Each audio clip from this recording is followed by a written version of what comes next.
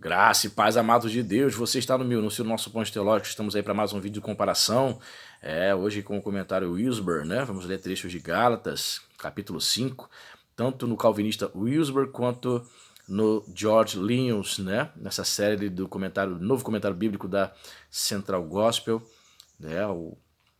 Temos aqui o comentário separado de Gálatas, também vamos ler trechos do capítulo 5, onde fala sobre o fruto do Espírito. Fique comigo até o final do vídeo, mas eu peço a você desde já que dê o like, comente aí, compartilhe este vídeo aí nos grupinhos do WhatsApp, Facebook, Telegram.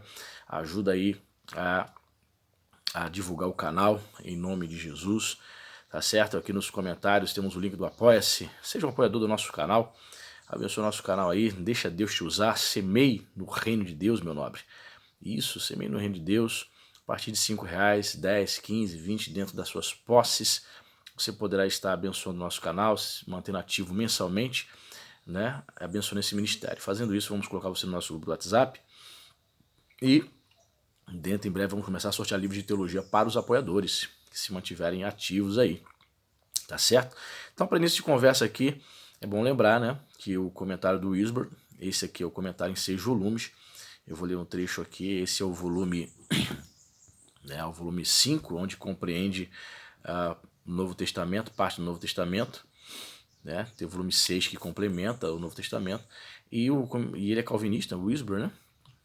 E o George Linus são teólogos das igrejas dos nazarenos nos Estados Unidos, arminianos, né?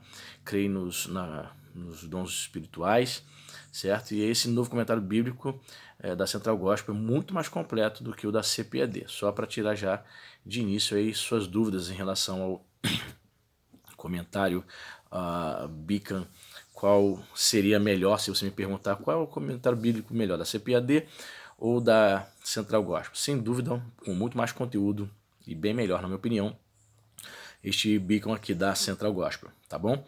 Não dizendo que o da CPD seja ruim, tá ok?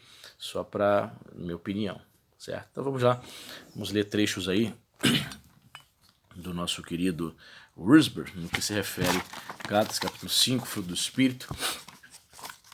Ele começa a dizer o seguinte aqui, ó. O Espírito nos capacita a produzir fruto. Vamos lá. Uma coisa é vencer a carne e não praticar a perversidade. Outra bem diferente é praticar o bem. Os legalistas podem se gabar de não ser culpados de adultério ou de homicídio. Considerar, porém, Mateus 5, 21 a 32. Mas será que alguém é capaz de vislumbrar as tão belas graças do Espírito em seu caráter? Na vida, a bondade por negação não é suficiente. Também é preciso haver qualidades. O contraste entre obras e frutos é importante. O trabalho de um equipamento industrial pode gerar um produto, mas não há máquina no mundo capaz de produzir um fruto. Os frutos devem crescer da vida e, no caso do cristão, essa vida é do Espírito Santo. Quando pensamos em obras, o que nos vem à mente é esforço, trabalho, cansaço e labuta.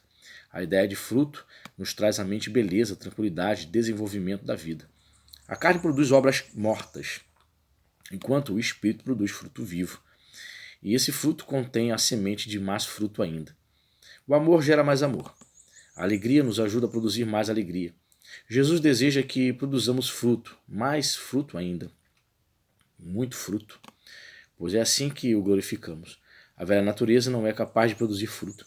Ele só pode nascer da nova natureza. O Novo Testamento fala de vários tipos diferentes de fruto. Pessoas salvas para Cristo, a vida de santidade, dons concedidos por Deus, boas obras e louvores. O fruto do Espírito relacionado nesta passagem refere-se ao caráter. É importante distinguir o dom do Espírito, que é a salvação, e os dons do Espírito, que dizem respeito ao serviço das graças do Espírito relacionadas ao caráter cristão. Infelizmente, costuma-se dar uma ênfase excessiva aos dons, levando os cristãos a negligenciar as graças do Espírito. A construção do caráter cristão deve ter precedência sobre a demonstração de habilidades especiais. As características que Deus deseja ver em nossa vida podem ser observadas nos 9 frutos do Espírito. Paulo começa com amor, pois, na verdade, todos os outros frutos decorrem do amor. Convém comparar essas 8 qualidades com as características do amor dados aos Coríntios, 1 Coríntios 13, versículo 4 ao 8. O termo usado para amor, nesse caso, é ágape, que significa amor divino. O termo grego eros quer dizer amor sensual e não é usado em parte alguma do Novo Testamento. Esse amor divino é o dom de Deus para nós, Romanos 5,5. E devemos cultivá-lo e orar pedindo que aumente, conforme Filipenses 1,19. Quem vive na esfera do amor experimenta a alegria, a paz e a suficiência interior não afetadas por circunstâncias exteriores. Um exemplo é a experiência de Paulo relatada em Filipenses 4, 10 a 20. Esse otimismo santo o faz prosseguir apesar das dificuldades. Juntos, o amor e a alegria produzem paz, a paz de Deus que excede todo o entendimento, conforme Filipenses 4, 7. Essas 3 primeiras qualidades expressam aspectos da vida cristã referentes a Deus. As 3 qualidades seguintes são aspectos da vida cristã que dizem respeito aos outros, longanimidade, perseverar corajosamente sem desistir, e benignidade, que é a brandura e bondade, o amor em ação. O cristão longânimo não se vingará de outros, nem desejará dificuldades para seus adversários. Será gentil e manso, mesmo com os mais agressivos, e semeará bondade onde os outros semeiam o mal. Nada disso é possível pelas forças da própria natureza humana. Trata-se de uma obra que só o Espírito Santo pode realizar. As 3 últimas qualidades dizem respeito ao ser interior: fidelidade, confiabilidade, mansidão, uso correto de poder e autoridade, e o poder sob controle, e domínio próprio, autocontrole. Mansidão não é o mesmo que fraqueza. Jesus disse: sou manso e humilde de coração, em Mateus 11:29. E Moisés era muito manso, Números 12:3. No entanto, ninguém pode acusar nenhum dos dois de serem fracos. O cristão manso não se impõe nem usa indevidamente seu poder. Assim como a sabedoria é o uso devido do conhecimento, a mansidão é o uso devido da autoridade e do poder.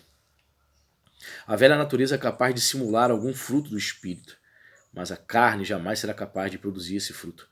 Uma das diferenças é que quando o espírito produz fruto, Deus é glorificado e o cristão não tem consciência de sua espiritualidade, mas quando é a carne que opera. A pessoa orgulha-se interiormente, se sente realizada com os elogios dos outros. O trabalho do Espírito é nos tornar mais semelhantes a Cristo para a glória dele, não para o louvor dos homens. O cultivo de fruto é importante. Paulo adverte que o fruto precisa do ambiente certo para se desenvolver. Assim como determinado fruto na natureza não cresce em todo tipo de clima, também o fruto do Espírito não pode se desenvolver na vida de todos os cristãos ou em todas as igrejas. O fruto cresce em um clima abençoado com a abundância do Espírito e da palavra. Andemos também no Espírito, Gálatas 5:25. Significa acompanhemos o passo do Espírito, sem correr na frente nem ficar para trás. Para isso precisamos da palavra e da oração, da adoração, do louvor e da comunhão com o povo de Deus. Também precisamos arrancar as ervas daninhas para que a semente da palavra crie raízes e dê frutos. Os judaizantes estavam ansiosos para receber o louvor e a vanglória, gerando com isso competições e divisões. O fruto do Espírito não tem como se desenvolver nesse tipo de ambiente. Veja ali para você aí 1,5 página, falando um pouco aí sobre o fruto do Espírito. Interessante, né? Viu que eu até sublinhei um trecho ali, porque eu já preguei já sobre isso e tive que fazer algumas anotações, né? Vamos para o nosso querido Bican. Gálatas 5:22. Veja, ele coloca graúdo assim, né, os números, os versículos, fruto, aqui em negrito. A palavra fruto está no singular, como é seu verbo é, apesar da pluralidade de virtudes. Talvez o singular enfatizasse a unidade das virtudes em comparação com a divisão dos vícios. Ou Paulo talvez considerasse o amor a virtude abrangente e os outros frutos apenas aspectos do mesmo. Claramente, ele esperava que todas essas características se manifestassem não só em toda a comunidade cristã, mas também em toda a vida cristã. Ágape. Embora o substantivo amor seja relativamente pouco frequente em Gálatas 5, 6, 13, 22, ele não é apenas uma entre as muitas virtudes de igual importância. Sua primeira posição na lista não é acidental. Paulo insistia no fato de que a fé atua pelo amor. Era o que mais importava. As 12 cartas de Paulo usam o substantivo amor 75 vezes ao todo. Depois ele vem alguns boxes aqui, um pequeno estudo, o amor nas cartas de Paulo. Ali encerra esse estudo. Ele continua o comentário. Os estudiosos propuseram que dentro da lista de vícios e virtudes, certas virtudes são como opostos espelhados dos vícios. Agostinho propôs a fornicação, no versículo 19, amor divorciado do casamento legítimo, como antítese de amor. E escravidão, a idolatria, é a fornicação final da alma, citado em Edward.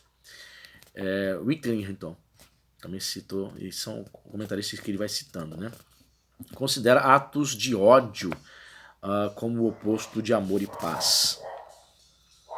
Dentro do contexto, o amor que vocês têm no Espírito, em Colossenses 1,8, deve significar o amor que tem por todos os santos, no verso 4, que é inspirado pelo Espírito. O dom do Espírito de Deus aos crentes nos permite amar a Deus e os outros. Então a questão é, quando sabemos que somos incondicionalmente amados por Deus, e o que fazemos em troca, que pode ser descrito como amor? Romanos 8, 31 e 39 resume boa parte do que Paulo escreveu sobre o amor divino em todas as suas cartas. Ele defende a causa de quem é amado. Ele entrega sem reservas. Ele corrige erros. Nada pode pará-lo. O Espírito capacita os crentes a amarem os outros de uma maneira cristã, que Paulo descreve longamente em 1 Coríntios 13. Amar como Cristo amou envolve um grande risco. Chara. O segundo fruto que Paulo lista é a alegria. O termo é encontrado com pouca frequência na literatura grega. Das 183 vezes que o grupo de cognatos aparece no NT, 50 delas estão nas cartas de Paulo. Ele define a alegria como uma das marcas que distingue os cristãos. A alegria na fé, em Filipenses 1,25, em Romanos 14,17, ele afirma que o reino de Deus, Gálatas 5,21, é justiça, paz e alegria do Espírito Santo. Essas qualidades caracterizam a vida cristã cheia do Espírito, porque o Espírito Santo é a fonte divina dessas realidades. No Espírito, o crente espera aqui agora as bênçãos e a felicidade do reino de Deus que virá. Gozo e alegria dominam a carta de Paulo aos Filipenses, apesar de sua provação na prisão, enfrentando uma possível execução. Paradoxalmente, ele afirmou estarem entristecidos, mas sempre alegres. Como isso pode ser verdade se a alegria é oposta do lamento? Claramente, para Paulo, a alegria envolvia muito mais do que sentimento de bem-estar ou otimismo. A alegria é uma atitude que escolhe ter prazer com o que Deus está fazendo em Cristo, em si mesmo e aos outros. Percebe que esse comentário é muito mais exegético, né? Explorando a questão do grego e tal. Eu vejo o Wisber com um pouquinho mais prático, mais de aplicação pessoal. Para pregador, eu acho excelente. É certo de eu consultar o Wismer preparando mensagem, porque ele faz muitas aplicações, né, para as vidas das pessoas. E esse aqui, para quem quer se aprofundar nos termos, olha, abundância de citações de versículos, muita exegese, muito interessante. Olha lá, Eiren, né, que é paz.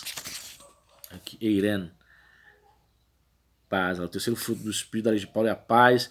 A palavra hebraica, mais comumente traduzida com paz, vai ter shalom, né? O salão é shalom.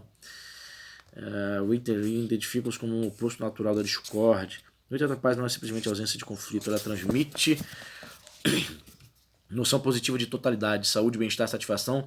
Dívidas pagas são shalom, votos cumpridos são shalom, conflitos resolvidos são shalom. Legal, né? Então deixa eu aí para você ver mais alguns trechinhos. A palavra grega Irene aparece em todos os livros do NT, exceto em 1 João, um total de cerca de 100 vezes. Ó. Você pode parar o vídeo aí para você ler o restante. A macrotonia, a paciência, né? A longanimidade, a virtude do Espírito Santo. Tá aí, meus amados, tá aí um trechinho aí para você analisar. Talvez você não tenha nenhuma dessas duas obras e você está em dúvida, qual que eu compro? Só tenho dinheiro para comprar um, pastor. Embora a Central Gospel ainda esteja no processo de lançamento. Já lançaram, parece que 27 volumes, total de 48, né? E o Wisber são 6 volumes, né? No final das contas, esse comentário do Wisber, ele vai superar em termos de conteúdo em relação ao Wisber, né? Mas aí você tem que ver o que é melhor para você. Em relação ao custo-benefício, né? No momento que eu gravo esse vídeo aí, promoções é R$259, R$279,90, os 6 volumes, são mais de 4.000 páginas. Eu acho que em relação ao custo-benefício, no primeiro momento seria interessante o Wisber, né? Eu sou arminiano, mas leio ele, muito me serve, né? Mesmo ele sendo calvinista, sem problema nenhum. A grande verdade também, não posso deixar de dizer que, na minha opinião, um pouco salgado os boxes que vem, né? Esse comentário do Bico, um pouquinho salgado, 4 livros, geralmente aí quase R$ 300. Eu penso que eles precisam rever esses preços. Raramente você vai ver aí alguma promoção no comentário bíblico Bico, mas cada um sabe onde seu calo aperta, vê o que é melhor para você. Tá bom? Deus abençoe e até o próximo.